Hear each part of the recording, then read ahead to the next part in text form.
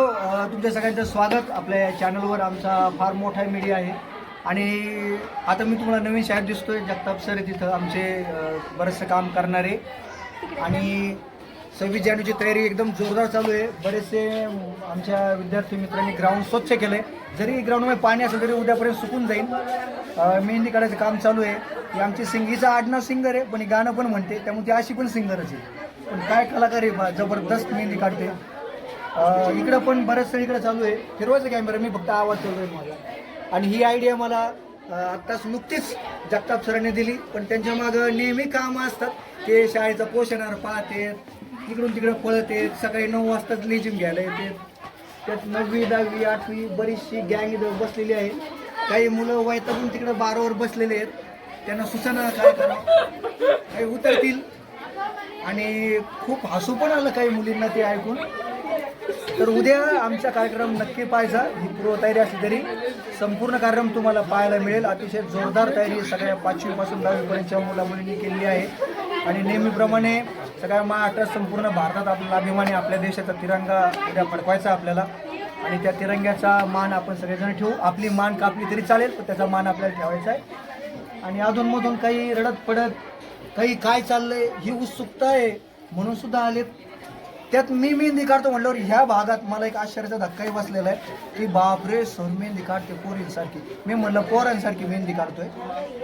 आणि आपल्याकडं आपल्याला सोय होती त्या सगळ्या भागाची, त्यामुळे या पोरांना नवीन आहे, नाविन्य आहे, मजा असते.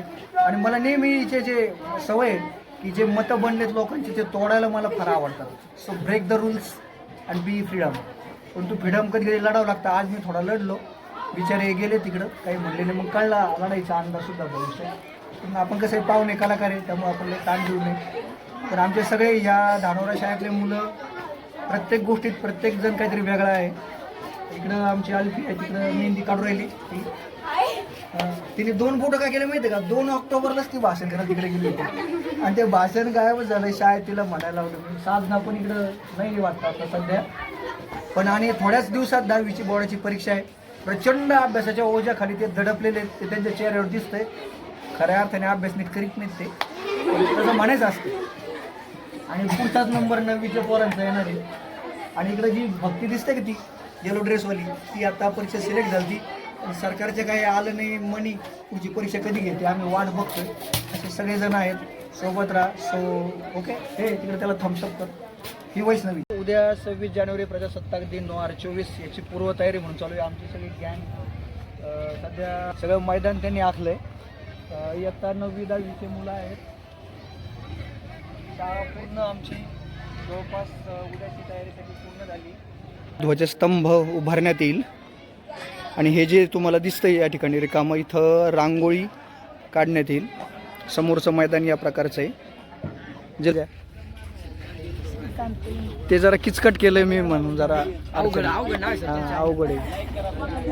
सौरभ हा एक स्कॉलर मुलगा आहे, चष्मा लावलाय असं वाटतोय मला तरी. तो बोलेल पण तो पळायला लागलाय.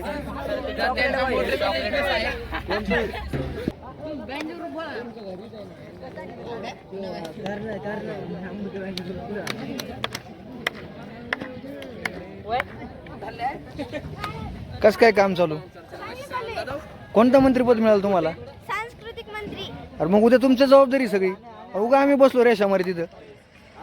मंत्र्यांनी काम करायचं नाही. आमच्या हाताखाली आहे. अरे बापरे.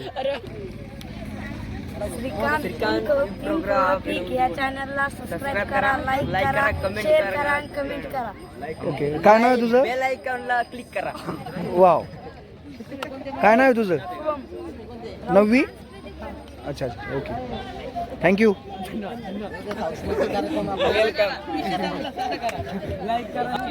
सर्वांची सोय ठेवणं, सर्व कलाकारांना खुश ठेवणं. कलाकारांना काही मानधन असेल ते द्या तुमच्याकडून. उत्तर द्या मंत्री, उपलब्ध करून द्या. त्यांना योग्य सुविधा पुरवा, न घाबरता.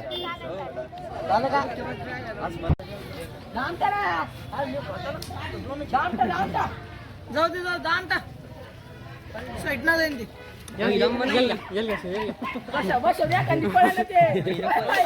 मारीन रे. युवराज आहे होती.